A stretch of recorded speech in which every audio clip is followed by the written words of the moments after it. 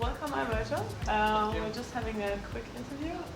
We're covering a little bit of your internship and volunteer work and also the agency you're working in right now. Yep. And the main thing we are doing this interview is, of course, to get some insights for our future year, and maybe you have some tips for us on the way. So you are a product specialist and a CEO consultant and data analyst at Red Brick Media, right? Yep. And you started there in 2012 winter? Yep. Yeah, I started there a year ago. Nice. Okay. And an entrepreneur of three companies in the past. Yep. So you did a lot of things, and I also read that you are participant of a startup weekend. Yeah. Nice. Just yeah. to get a brief idea of what you've done in the past. Yeah, I started 2 companies before. They were both flops, which is okay. And then I worked at different industries and companies and verticals, and when I came here, did a different internships, and now work, as you said, as a product strategist for Red Bricks Media. Prior to this title, I was doing search engine optimization and a lot of data analysis, and basically I was the data analytics pro of the company, and yeah. Nice. It was fun. Yeah. So you did a lot of things outside of Hult and in companies and gathered all the work experience throughout the year. That's pretty impressive. So maybe let's talk more in detail about internships and volunteer work, because I saw that you were doing a lot. What was your main takeaway from your jobs throughout the year at Hult? From my internships? From the internships, well, first of all, probably most of you that are seeing this video, are new to the city or to the US, right? So the way they do business here, it's way different probably than how they do business in your home, So one of my key takeaways from my internship experience was understanding the way that people do business, especially in San Francisco. I mean, you're reading all day long about how this, 3-person startup got, $20 million in funding, and they burned those 20 million in 3 months, and you're like, what the hell is going on, right? So for me, that was a major learning point, trying to understand the culture and how, how people do business here. Also, of course, expanding my knowledge. I worked in areas that I hadn't worked before. Luckily, I was referred to one of the internships. By the way, this was different back then, so you could do internships, like you can do several internships. I was referred to one of the internships by a friend who was a fellow student with me. Was it Venture Stream? No, it was BRC Group. Okay. That was prior to Venture Stream Partners, and then I got Venture Stream Partners through a very big event that I volunteered at called Startup something, or I don't remember the name. Okay. And luckily the guy was there, and he there was like a sign-up sheet for interns and stuff. So I just signed up, and he called me. He interviewed me a couple of times, and I got the job. It was pretty fun. So you got it through networking and also through kind of mouth-to-mouth propaganda within your friend circle. But was there a certain approach you took for choosing the companies you want to work for? Was it the name? Was it the things they were doing? Was it maybe because it was nearby? Yeah, definitely. I mean, it wasn't the name. Both companies were really small. Yeah. BRC Group, they're probably like 5 people on the team, but they do really cool sports marketing. So they basically, while I was there, they were starting to do the sports marketing, the marketing for the America's Cup. Cool. So yeah, it was really interesting. And then Venture Stream Partners, I liked it because they did business. They were a small business accelerator, and I've never done that before. So that's why I liked that company a lot. And I mean, the guy who interviewed me, who was also the owner, he was really interesting. Had a lot of experience, knew a lot of people in the Bay Area, and kind of helped me out a little bit. And so you were basically doing projects within a certain time frame, or consulting, advisory things, or yeah. So Venture Stream we worked based on projects. I mean, they had different clients. Mm. I was particularly assigned to, it was a client to the company, but the owner was the same owner as Venture Street Partners. Mm. It was this company, I think they're still around, it's called Maverick Masters, and they do kiteboarding programs throughout the Caribbean for like really rich people, basically. Okay. So it's also a lot of fun. It was, I mean, I didn't go there, of course, I was still an intern, but it got me exposed to a lot of fun stuff and like influential people in the Bay Area. Cool. So would you say that working in a smaller enterprise helps you to get more responsibility early? Yeah, definitely. I don't know about you, but I've worked in large companies and really small companies, and definitely for me, I'm a small company type of guy. Okay. I don't like sitting in a cubicle and knowing that my responsibilities go from here to here. I like to be listened in a company and have a voice, and even though I'm not, I don't have the same decisions or I can influence the decisions that a CEO makes, I can still talk or approach him. Versus if you work for a Fortune 500 company, you're probably not going to see a VP or a CEO or CFO ever in your life.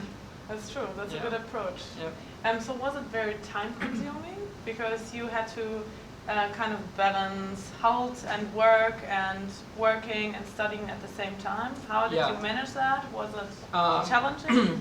Definitely. Time management is a really important thing you need to take care of. Depending on the module, depending on the teacher, depending on the projects that you have, either you're going to spend here the entire day or you're not going to be here. Luckily for me, while I was doing Venture Stream Partners, the study load was a bit lighter than before, but still, you needed to be very smart on when to work, when to come here, when to study. As you know, everything is based on groups, so if you have a group meeting, you have to be there. Yeah. At the same time, you had deadlines while doing the internship. But I wasn't the only one, and there are a lot of people doing internships. And I'll say that if you manage your time correctly and you establish priorities prior to accepting that job, then it's easy, actually. Also, would you agree setting expectation within the company so that they know, okay, he also studies, so sometimes he might be away because of the studies? Yeah, definitely. That's something very important. When this guy basically handed me the internship offer, I told him like, hey, this is great. He was requiring, I think, 20 hours of work per week, which is basically half time. And I told him that most likely I can do it, but if my priority right now is Hult, I need to study, I need to graduate, and he totally understood. I mean, whenever you're an intern, of course, people know that you're either studying or doing something else that's your priority. That's why you're an intern and you're not looking for a full-time position. That's good to hear that the company accepts it. Yeah. Perfect. And I read that you were a digital consultant for Hult too, as volunteer. No, while we were here, we did a bunch of projects that went outside Hult. Okay.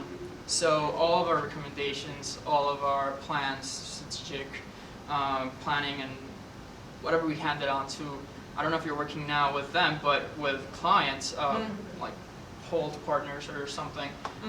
Basically, a company came, exposed their problems, and we needed to find a solution. So if that carried on through, then you're basically consulting for them because you're doing a strategy that's going past the study room or whatever. Of course, you can apply what you just learned. Okay, perfect. But it was through Hult, or was it? Yeah. Okay. Okay, so it was very valuable. That's what I can read through. With the Definitely. I mean, at that time we worked with IBM and Johnson Controls and other companies that I don't remember. Okay, but that also really sounds good to have something on the side besides Hult and apply what you've just learned. Coming to the job you have in San Francisco, so we heard that finding a job is really, really hard. And you really need to start and focus early on your priorities, on finding a job, setting up LinkedIn account, of course, and connecting through that channel. What 3 actions would you say were really crucial in finding a job, the recent job you have right now at Red Brick Media? Well, first, what you just said, I mean, be up to date on your resume, your LinkedIn, on your you know, internet or web profiles. It's not just LinkedIn now. You have to, you know, be active on Twitter if you're looking for something related to digital marketing or social media or whatever. And that's number 1 for me. Number 2 will definitely be focus on what you want. So, you know, when I started looking for something, I was like, oh, I want to work for a Fortune 100 company, right? And I'm like, okay, there are 100 companies. I didn't knew if it was in construction or you know, digital marketing or health. So I just wanted to work in a really big company. And that, of course, didn't work because I didn't know where to start, what should be my title, what was I prepared for.